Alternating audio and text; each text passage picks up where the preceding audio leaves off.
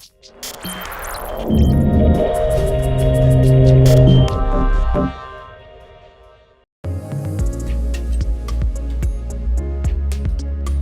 we're at Parks Primary School in Leicester, where we've been supporting and supplying a lockdown system. Lockdown is really growing in the UK as something that's being considered by schools, colleges, universities, and by the private sector as well. The lockdown procedure itself is how should the school consider making people safe? Should there be any attack or any danger coming into the school? And how are they going to communicate with the people in the school, with the staff, with the students? The school were looking for a public address emergency lockdown system to cover the corridors, external areas, and also a remote porter cabin which had 2 classrooms in.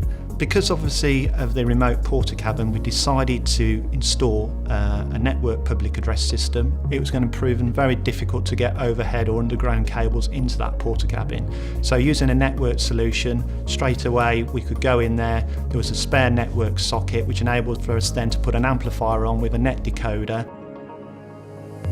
We decided to go with the 2N system. The main reason for that is its functionality. The system enables us to have speakers on the network as well as conventional speakers. So if a situation arises within the school, they can make a paging announcement either from the microphone located in reception, using the telephone paging by just picking up a handset, or the lone worker app on the mobile, so if the premises manager is on site and sees an incident, he can alert the school straight away. So from the paging microphone, they can either make live broadcasts or they can actually trigger pre-recorded messages. Intruder alert, emergency lockdown. They've also got the functionality of using the system from their desktop. So what would happen is they would log onto their system and then be able to trigger it, which then could go to all zones or individual zones. The beauty of a network public address system is its scalability.